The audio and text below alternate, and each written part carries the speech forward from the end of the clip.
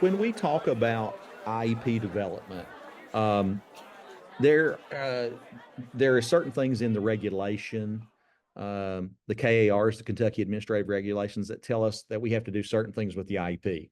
But it really just gives us the law. It just tells us, hey, this is what you have to have in regards to an IEP. And some timeline things and things of that nature. But it's really, really scant. And it's really, really scaled back just to it's written in regulation. Okay, so what we have here on the screen is a screen capture of the guidance document for IEPs, and it's really the definitive guidance that we have on developing the IEP. And if you were to dive into this thing, one of the first things that you're going to run into is how do we do present levels? And present levels are very involved. Present levels are really the foundation of our existence. We want you to have this important document in your hands. It is so, so important that you see this, that you read through it, that you use it from time to time to refer back when you are working with writing IEPs. This is our definitive guidance, okay? This is what the state expects, okay? So there's pieces in there about progress monitoring. There's pieces in there about how you write goals. There's pieces about special factors and LRE and specially designed instruction, LREs being least restrictive environment. There's places that give you guidance on how to write services and how to write services and fill out the services page, what you're putting in supplementary aids and services, and what goes in your short-term objectives. And it talks about ESY, and it talks about report cards. And so there's just a ton of good information as a new teacher that you need to be privy to. So I wanted to throw that up there and just have a little quick discussion about that. At right now, do you think it's possible to write a good, legally defensible IEP that provides what students need to have them provided? Do you feel like it's possible to do that in one day? It is an involved process. It is a developing process. You have to gather information from classroom teachers. You have to take observation information. You have to take information from the psychological report that gives you a bunch of scores that you may not have been exposed to in the past. So you got to be able to read through a bunch of information, synthesize a bunch of information, and make sense of it. And so it takes a long time to do it. So we say start early. We say start really early, like a month in advance, in thinking about developing and pulling together all the pieces. And then it's much like writing a paper. You put your thoughts down and you write and you write and you write, and you don't expect it to be perfect. If you try to get that first present level perfect, it'll take you all year to do. Okay, I'm overestimating here a little bit, but you get the point. But if you'll just write and freely write with some guidance, the things that need to be in there, and the information, and we're going to hopefully provide you with some answers to the information that's supposed to go there and how to do it. So that's what this is all about. So, and then you come back to the process and you read through, you look for mistakes, you have other people review it. You even should, best practice, have your parents review it before you go to the table for the ARC meeting. And let me say this: when you're writing a draft IEP, you need to mark on there and you need to indicate to the parents that it's a draft IEP until you sit through that ARC meeting and everybody has a chance to have input. It is so, so important that we don't see this as predetermined goals, predetermined information, that everybody on the ARC team gets a chance to have input. That includes the chairperson, the regular ed teacher, the special ed teacher, and especially the parents. And you need to ask the parents, what do you think needs to be in here? And you need to capture that in your minutes. So that's so very, very important. And so when we talk about the perspective of the IEP, and we talk about what goes in the IEP, okay, and we use the Andrew F. case to kind of give us some wording around that. We meet students where they are. We reasonably calculate the IEP to include their unique needs and to look at their unique circumstances and to meet them where they are, but also to think about how can we make this a little, can we push them into a zone that's a little bit difficult so that we can see growth and then we can be ambitious in our way that we're providing these types of services. And so it's so important from the Andrew F. case that we understand that we're supposed to meet students where they are. We have to know what their current level of functioning is. And that's really what we're talking about today, is determining a well-written current level of functioning. And we're thinking through some information that needs to be the foundation for all the other parts of the IEP. It's going to be the foundation for the goals. It's going to be the foundation for the special factors. It's going to be the foundation for supplementary aids and services and all the things in between. So without beating that to death, the student's rate of academic growth is going to be in there, okay? We're also going to look at behaviors that interfere with the student's progress. We're also going to include parent input in the conference summary. We're going to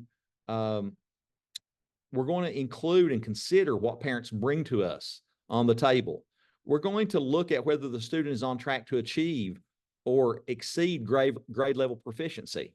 It is so super important that when we are thinking about these things, that we're thinking about them in a way that we can correctly capture them and put them into writing. So it's a big process, and it's, you know, you have to have the right perspective in order to do this effectively.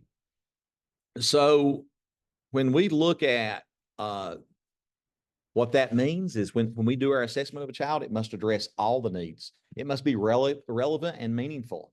And then we take that information and we project out to what the goals are. When we get to the end of this today, we're going to kind of look and say, we need to be able to link the information in the present level to the existing annual goal that we're writing for the student. So, and there must be internal consistency that completely addresses all the needs. So, for example, sometimes districts get into trouble when they will say, okay, we're going to give a student an accommodation. We're going to give them an accommodation on the state test. But then when we look in present level or we look in other areas of the IEP, there's no internal consistency. We didn't mention it. We don't have any need established in the present level. And one of the things that we really have to do in present level is we have to establish need. All right, so in providing, we want to summarize the information and data that the student currently knows and can do, okay? And so when we jump into it, the definition and the purpose, these are the things that we really want to see in the present level. A summary of the information and the data that the student currently knows and can do. And we need a baseline of their strengths and their needs, which is the basis for the generation of annual goals. Now, those needs are going to help us determine what they're able to do, and it's going to help us to be able to teach them appropriately. The strength, I should have said the strengths. The needs are going, we're going to, from that, then we're going to identify the needs from lots of places. Like we're going to look at some test scores. We're going to look at some current classroom observation. We're going to look at some current classroom work that they've done. We're going to listen to parents. We're going to listen to their regular or general education teacher. And we're going to look at all of that so that you see what a process it is when we bring that together. And it sets the baseline. It sets the basis for the generation of the goals. Now, the goals are the things that we're going to work on to close the gaps. And we're going to close gaps in 3 areas. We're going to close gaps in academics. We're going to close gaps in function. And we're going to close gaps in behavior. So it's the foundation to measure student progress. And it is the basis for the generation of annual goals. And it's the basis for, from those goals, then we're going to have to design special instruction to provide the students. And we have to get ourselves into the habit of, when we look at what we're trying to achieve with that measurable goal, how do we teach it special to our students? How do we adapt it? How do we adapt the content, the methods, and the delivery to be able to provide some instruction in that goal, close that gap, whether it be academic, functional, or behavioral.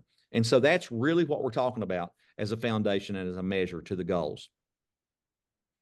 When we review the following prior to developing the IEP, the definition of the category of the disability needs to be taken into consideration. Okay, that's one of the first things that we do. As we want to know what types of deficiencies, what types of skill levels are we seeing based on the disability. And we have to address the disability, because the disability is what makes us eligible.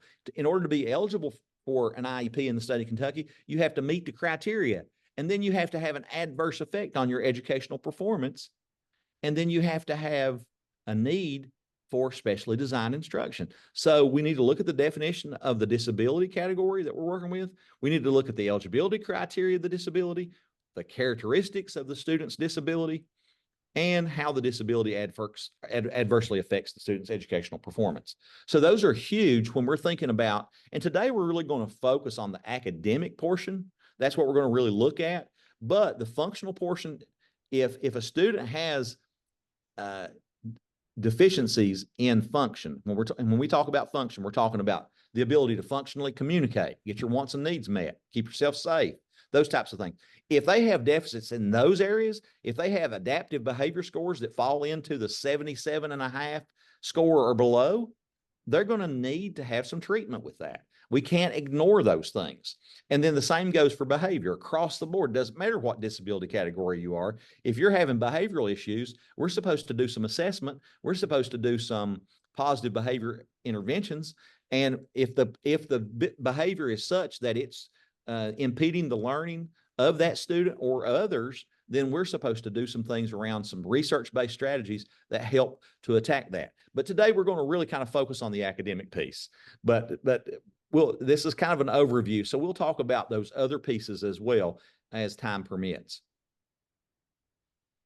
And the other thing is that we look at current progress data. That's huge, okay? So when we do annual review meetings, we need to look at how the student was doing, how they did on goals.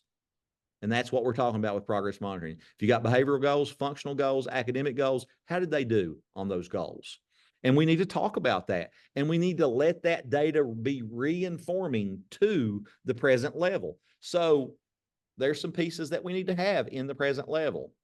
And so one of the things we also need to be aware of, and Stephanie is a math consultant that knows the standards inside out and upside down. We have to look at the standards, and we have to be able to make sure that we understand what the skills are in the standards as special education teachers. And then we have to determine from those standards, how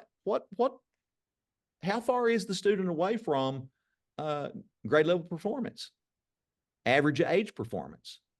And so when we look at those standards, we see what's expected of the student, and the general education teacher helps us with that. So there's another conversation that you have to have, and that's taking a day or two. Okay. So you're having a real conversation with that regular ed teacher, that general ed teacher, and they're helping you determine not only the baseline, but it's helping you to determine, when we look at the Kentucky academic standards, we're looking to see how far away is this student, and is it adversely affecting them to the degree that they're going to need specially designed instruction in order to make progress. And then we determine academic baseline and consider prerequisite skills. I had a little example the other day of a student, and the student was found at grade 2 to be SLD in mathematics. And I find that, number one, very interesting. But when I dug into the data and I looked at the psychological and I looked at the scores, I saw that working memory was really low. And I got to thinking, how does working memory impact mathematics? And that's what you have to do. You have to look at that disability. His disabling condition was being caused, and his some of the things that were being exhibited in mathematics were being caused by that lower working memory. And then when I dug in a little further into the goals, I saw that they were doing 2-digit by 2-digit addition with this student, okay, at grade 2. Now, that's in the standards. I looked the standards up, okay? That's in the standards. But there are things, there are prerequisite skills prior to doing 2-digit plus 2-digit mathematics problems that a student that's LD in math is going to need to be exposed to and is going to need practice in. One's number sense, right? the ability to, and then he was also having visual working memory issues. So that was impacting his ability to look at symbols and hold them in his head long enough to make sense of them. But, you know, the use of a numbered line, the use of being able to know what number comes next, all that number sense stuff has to be revisited for a student that is operating or presently has a deficit that is placing him maybe at a kindergarten level in mathematics. And so when I looked at the achievement scores of the mathematics, it was in the 70s range. And that was what had made his IQ was 98, and his basic math skills were in the 70s. So when you get that big gap like that, you see, hey, we've got a need. And when we look at the standards, we can't just look at the standard that they're supposed to be getting access to. We have to give them access to grade level standards. Yes, we do. But we also have to back up to where they are currently functioning and make sure that we're giving them plenty of practice in those prerequisite skills. And those are good things that can go in short-term objectives, and those are good things that can help you move closer to the overall annual goal and attainment of that goal. Now, do we want to get to 2 + 2? Absolutely. The standards are foundational and they build on one another. And so sometimes when we get ahead of ourselves a little bit, we're thinking grade level access. And then we're saying, okay, we're skipping steps that are foundational to the learning. And we've got to back up and provide our students with access to those foundational skills. So you can't skip steps. Okay. He's never going to get 2 + 2 if he doesn't have number sense. That's what I'm trying to get at. That was the example. And hopefully that's not a bad example. Okay. Because we just love this part of it, right? Being able to look at the scores, being able to determine what's in present level and how is present level being followed up on. And when you get to really looking at that thread, remember I said internal consistency, that thread that runs from the present level needs to check out all the way through the IEP so that the IEP is useful. If we're just writing an IEP just to be writing it and get it off our desk, we're leaving out some things. And we need to be able to think about those things and be able to synthesize that information so that we can write good, usable IEPs. So if you can say the student's commensurate, you don't have to put any additional information in the IEP there for that. So lots of times we'll start with the academic piece because the student doesn't have speech. So we'll have the communication issue is taken care of. And then we were talking about functional communication. Functional communication goes into another section, the social emotional piece of the present level. So you could have an area like health, vision, hearing, and motor. Maybe you don't have anything there. It is okay also to add information in there and check the box. So if you check the box and you add information, it's information that's needed for the teacher. And there's also this thing called, you need to be able to have portability.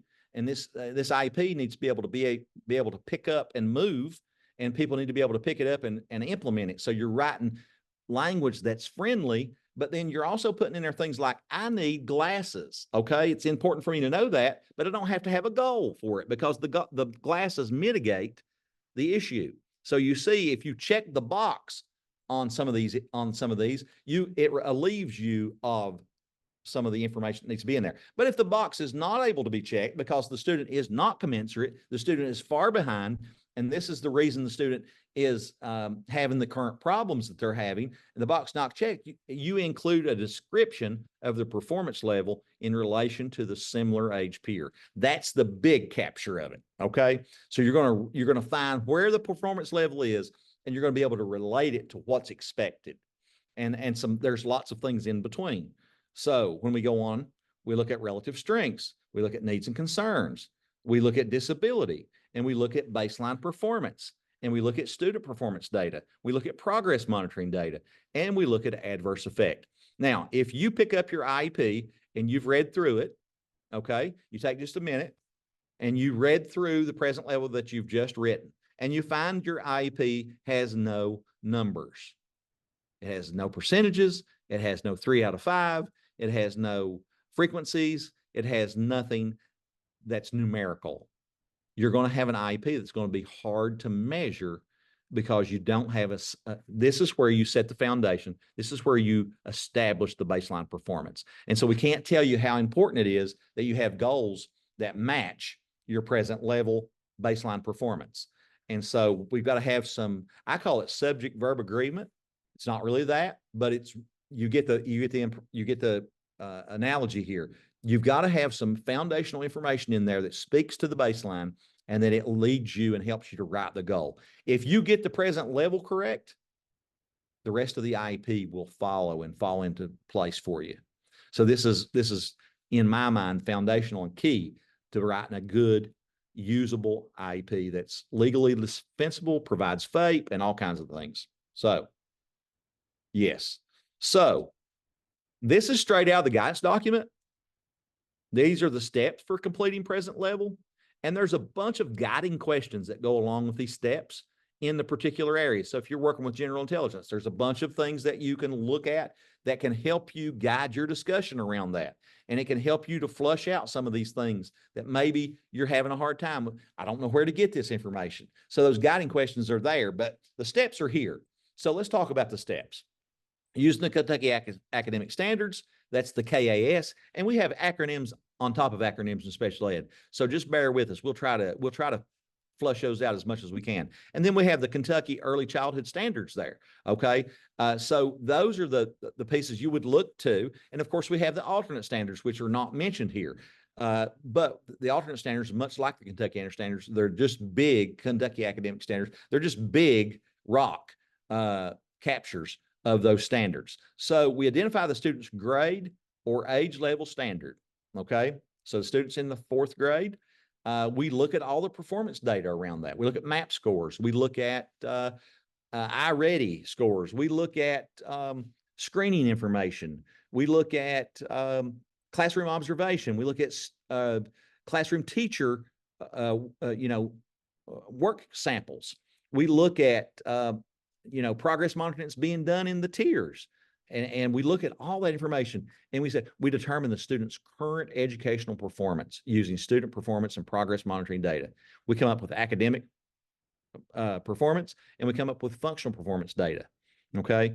And then we also, you could add to that, because this is a little bit of an old slide, you could add behavioral data there as well. For each present level area, when you check performance commensurate, you don't have to put any information in. But if you do, you have to describe relative strengths, needs, concerns, baseline performance, and the relationship to the similar age peers and their performance levels, and then describe how the student's performance affects their involvement in and progress in the general curriculum. So those are the big pieces of the present level. All right, so we got academic, functional, transition, we got preschool information, but we also have to ask ourselves these questions. How do the students' needs affect involvement in the general curriculum? How does the disability impact or impede demonstration of grade level knowledge and reasoning? And how will the challenges impact the ability for the student to reach proficiency? Because if you know education law, way back in 2014, the ESSA law came into place, and it said that the students were going to reach proficiency at some point. We're a long way from that. And so we know we're not there yet with proficiency, but we need to consider that. How are these deficiencies going to keep us from reaching proficiency? And then what barriers exist to college and career readiness? That's the transition piece that comes in there. And then what supports are needed to acquire and attain skills to participate in grade or age appropriate activities. So that's your preschool piece there. So we're really just thinking about putting this information together, and these are the overarching pieces that we have to consider. So in initial or annual review, you still have to do strengths, needs, baseline, and adverse effect. This is a little graphic organizer under initial IEP. That's the first IEP that you do on a student. When a student's had a referral, we've done an evaluation, we found the student eligible, and we do an initial IEP. We draw a lot of our information from these pieces that are listed under initial IEP. Classroom data, progress data from tier 3, formal and informal assessments, behavioral observations, parent-student input. Okay. And then when we have subsequent IEPs, we've had one IEP in place, we've gone through a whole year, and now we've got an annual review to look at. So now we've got progress data to consider. How well did the student do on the goals? Did the student achieve the goals? Do we need to keep part of the goal? We need to do it. Do we need to adjust the criteria? And so that's what we're thinking about when we do annual review. We're thinking about, what does the progress data tell us? How much of the goal is appropriate still? Do we need to change the goal? Do we need to keep a portion of the goal? Where did the student end up on the last 4 or 5 data points in the progress monitoring on the last goal? And can we bring that baseline forward, or do we need to establish a new baseline on a new skill? Those are questions you have to ask yourself. And so we would look at informal assessments. We would look at state and district assessments. We would look at parent and student input, but we're continuing to look at how the student is doing based on a comparison to their similar age peer. So strengths, needs, baseline, adverse effects still are in play there for both places. Okay. So that initial IEP sometimes is a little harder to write because you don't have maybe any experience with the student. So you have to lean on that regular and that general education relationship that you have. And you need to really, really talk to those folks. You really need to lean on the parent and see what the parent says about their student and their child. Okay. So that's super, super important for initial. And then, you know, being able to develop that baseline from the data that you have is important. And hopefully the tier 3 progress data is such that you can use that kind of data to bring those baselines forward. If we're talking about reading words, or if we're talking about doing mathematics problems, we're talking about using reasoning to do mathematics problems. If we're talking about writing sentences, whatever it might be, we have to be able to establish a baseline, whether it be initial or subsequent. The statements in the present level, how does the student learn best? Okay, that's the strengths.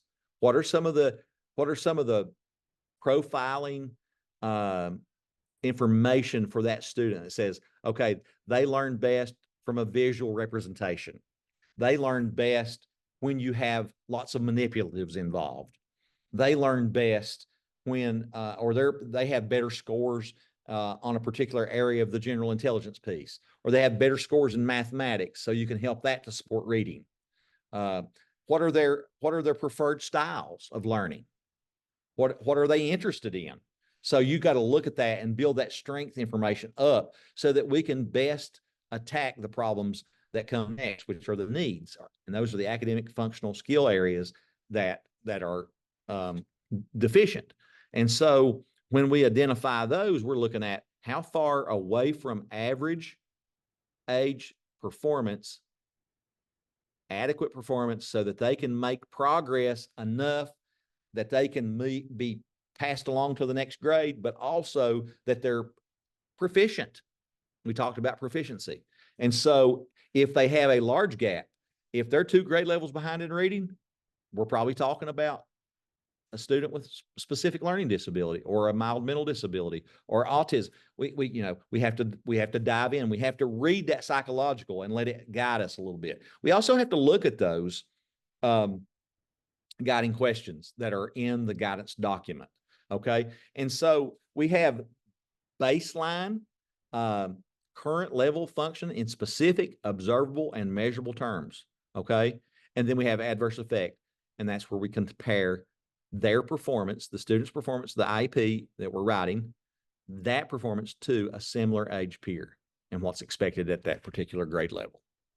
When we're looking at the student's strengths, the main areas of concern and how do those concerns relate to district or state and benchmark assessments and the student's post-secondary interest, we got to look at parent concerns. We got to ask the parent. We got to look at the instructional preferences. And I've kind of already covered this, the results of the evaluations and in ways in which the student's strengths can help address the identified areas of concern. So we want those strengths to kind of be accentuated and to help overcome the needs. So, that's what we're talking about. We're talking about, if a student's really strong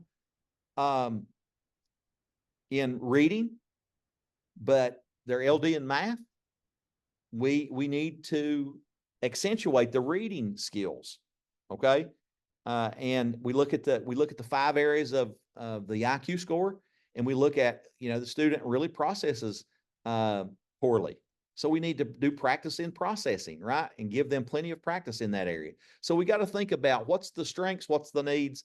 And when we do student need, we got to consider all of these pieces. Again, going back to, you can't do it in a day. Okay. You can't do it in a day. You have to have conversations. You have to gather information, and it's a process. It's a program you're putting together. It's a plan you're putting together, but at the same time, it's something you can't do in a day.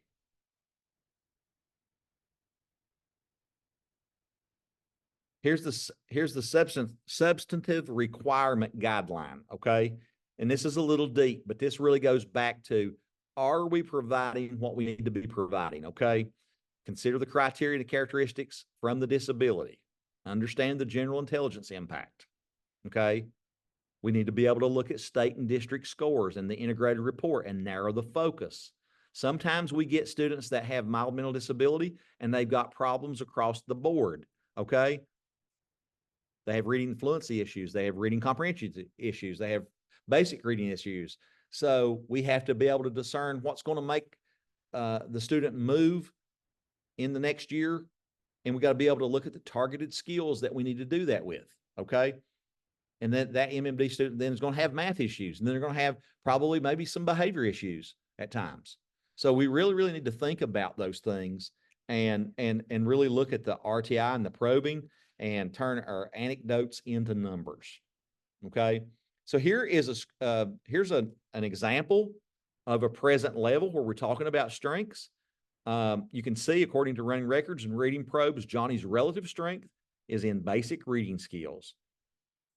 And we're decoding decoding words containing regular consonant sounds, which are all part of this 3rd grade skill progression. So that's a strength for him. Now, Johnny's MMD, okay? So it's going to be a relative strength. Sometimes when you're MMD, you have to look, what is the student doing best? What are their highest levels of achievement? And look at those and accentuate those, okay? So it's relative strength. Sometimes it's relative to them. You're comparing their performance to themselves. Okay. So that's why you see that, because Johnny actually is in the 10th grade. Okay. Now, when we get on down here, we got another screen grab, and we're talking about the priority need is to further develop word reading accuracy levels with a focus on improving decoding strategies. When reading multisyllabic words, this focus should lead Johnny to overall improved comprehension. Now, when we look up here, we see that when he answers literal questions in the text, he does that with 57% accuracy. We also see that they're mentioning that his instructional level from the text on this piece is around the 4th grade. Okay. And so we see that inferencing is at 54%. So we see some data. We see some concerns, and then clearly we would want to write those in and to be able to use those as foundational pieces for his current level of functioning. So that's what we have there. But the starting point for each measurable goal is the baseline, okay? It's derived from local assessments aligned to KAS, Kentucky Academic Standards. It can also be derived from other places, and we talked about those, okay? The same, and remember, we're talking about academics here. The same measurement method was used when we're collecting baseline data to do the progress monitoring. We need to make sure we're doing that. And the baseline data is specific to the skill and the behavior that's being measured. It's objective so that others would be able to measure it the same as you. So they'd be able to pick that up, and that IEP would be portable. It needs to be measurable. It needs to be written in terms that can be observed, counted, and measured. And then your progress data needs to be collected frequently. So around that present level of development, you are going to be able to progress monitor this piece if you write it correctly. Okay. So that's what we're saying here.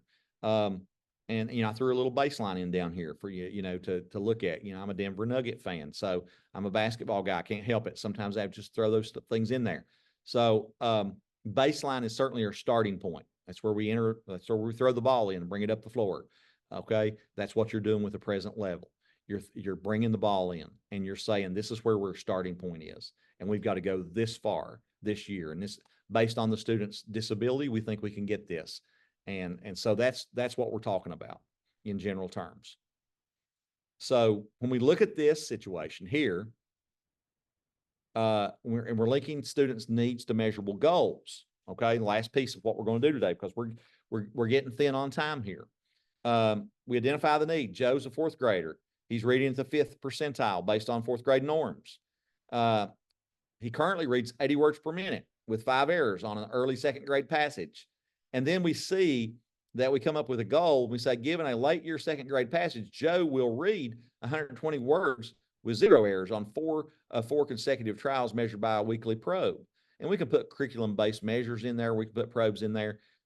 We can put a lot of things in there to measure. But the examples of baseline data: 20% correct responses, 20 words read correctly, number of times behavior occurs, and the mean length. You get the idea, because the idea is that we get data in there, that we get numbers in there, and that we link it to the measurable goal.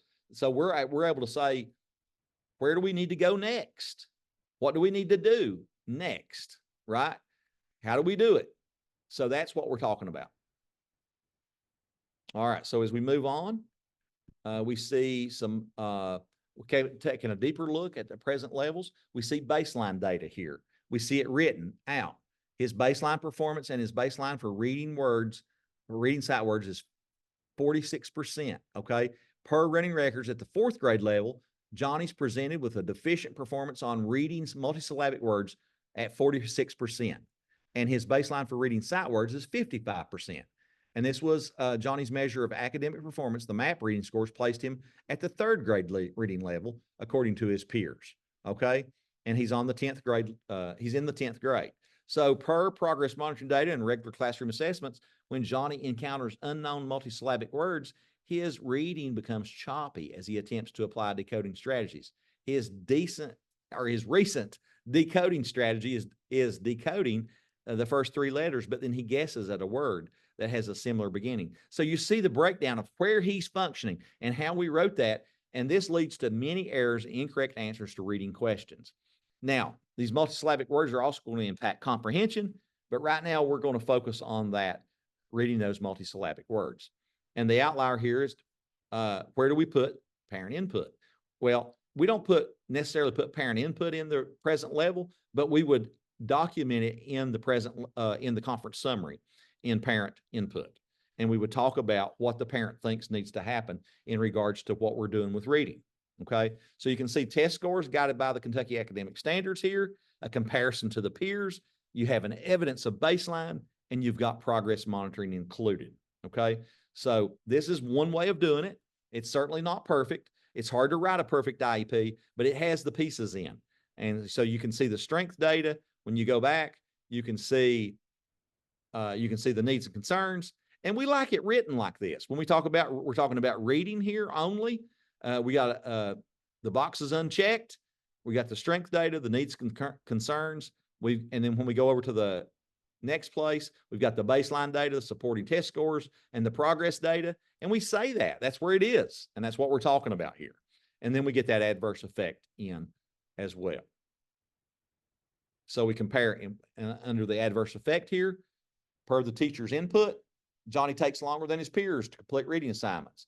He's well below his age peers when compared to age expected performance of a 10th grader, more than 200 words correct per minute. So you can see they even list how many words a 10th grader should be reading, okay, within those 10th grade expectations, and how far he is away establishes that adverse effect. And it also tells how it's going to affect the student.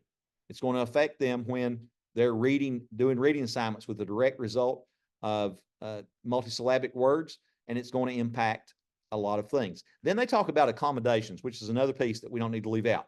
If you're giving a student an accommodation on a state test, you need to have some information in there that speaks to the need for that. So you can see clearly he's in the 10th grade. He's going to be taking the test on the 10th grade level or the 11th grade level, whatever it is. And he's then going to be judged on that. But we're going to give him accommodations maybe here. And so we've got some data that supports the need for an accommodation of a reader here. Okay. So then when we tell how, we say, how's the adverse effect occurring here? His understanding of what he's read, his ability to independently read text above his reading level, 4th grade, and some of it even dips back into the 3rd grade. And so certainly we're talking about the student's not able to read words on grade level, so it's going to impact his fluency, it's going to impact his comprehension. And so those are the things that we would use as examples. So when we look at a visual of our measurable annual goals, the one key thing is we get behavior that is a measurable skill. We have to be able to read, we have to be able to see it, count it, hear it, or time it. And then we've got to use a tool that's specific to measure it. So we're talking about probes, and we're talking about using running records. We're talking about using checklists from Dolph's word list or the grade level reading, word reading list. Like the, what's the expected number of words you can read in a minute, those types of things, if you're talking about fluency. And then, so you see here, the goals need to have these pieces in them. And so we would get, just this one's from straight out of the guidance document. Given these circumstances, the student will perform the behavior to this degree as measured by this frequency and the method of measurement that's included. So the example would be, if you're given 20 content-related vocabulary words, Mary will orally define 18 of 20 correctly for 4 consecutive probes as measured by a weekly frequency count. And so you can see that there's a connection between what Johnny's doing, what Mary's doing here, and there's a connection between the data, so that we would have, and so what I was going to have you do is just think about Johnny for a second and see if you could write a goal for Johnny based on the information that you saw in his present level. So we know he's on the 4th grade reading level. We got the information here. And we've got the adverse effect statement. So you would use the graphic organizer here to write a goal. Can you take the information that we included back over here, and I'll put it back up on the screen, that baseline information, that progress monitoring information, and just kind of think through that for a second and write Johnny a goal on reading words. The A is the audience. That's the student's name. The B is the observable action. That's the, can you see, count, hear, time, the action verb. And what are the conditions under which the action verb is performed? That's, given a list, those types of things. How well the student must perform the skill. That's the degree criteria. And then how are you going to measure it? You're going to measure it with probes because it's curriculum based. And then the frequency, we're going to measure it about once a week. We're going to do it weekly. We're going to do it twice weekly. No more than twice weekly, probably, on a reading goal. But it's probably more appropriate to have that at the weekly range. Okay, certainly we can provide you with an example if you're struggling with this. But one of the things that you could do is you could look at Johnny's reading multisyllabic words. His baseline performance was 46%. Then you have another one down here where they're providing a baseline around words read per minute at the 4th grade level. And so you would have some consideration there. They're saying his peers are reading 200 correct words per minute at the 10th grade level, 55%. And so you would have to back up and say, okay, so if he's reading 110 words per minute, you maybe need some more information there, right? How many words are expected to be read at the 4th grade level? Is he reading about 90% of those? If he is, then he's pretty much mastered that. Okay. That's probably not quite 90% though. And so you would have a decision to make. Do I move to the 5th grade and instruct on the 5th grade level because we need ambitious goals? So like I said, anytime you write a present level, it's hard to be perfect on this stuff. And so that's why it's important that you reread. And so you could do a couple things. You could say, Johnny, given a fluency quiz, Johnny will read 160 words at the 4th grade instructional level. Or you could go to the 5th grade and expect him to get maybe 100 words at the 5th grade instructional level.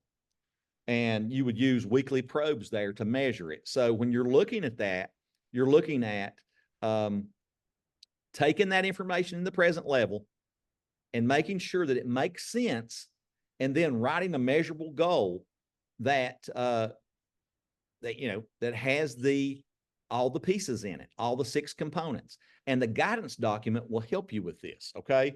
And we have specific training that we can help you in terms of coming out and supporting you with this. But certainly this is the way to do it. So you're looking at the present level, you're using the areas, and then you're designing a goal. And that goal is going to be internally consistent because it's going to link back to the present level. So here's some other examples to apply that you could apply to that. We could go back and practice. We could have you practice these as well and pulling out these if we were doing goal development, but we're not doing that today. What we wanted you to see was the connection between the information in the baseline and getting the baseline information correct so that we can drive the goal that's being written, okay? And so, you might say, Johnny will read multisyllabic words, given a list of instructional level words. He will read a multisyllabic list at a certain percentage and grade level. And then he would, and then he would then be expected to do that. We would measure that weekly, and we'd use probes to measure that curriculum-based measure. Okay. You can do timed evaluations of these students, and that certainly is impactful for fluency. And so that pretty much wraps it up today. And so I appreciate you being here. We have also at the end of this an opportunity for you to give some feedback. There's my email and Brenda's email if you want to ask us questions. We certainly, you can do that. But the feedback form, we would appreciate you filling that out, giving us some feedback on this session.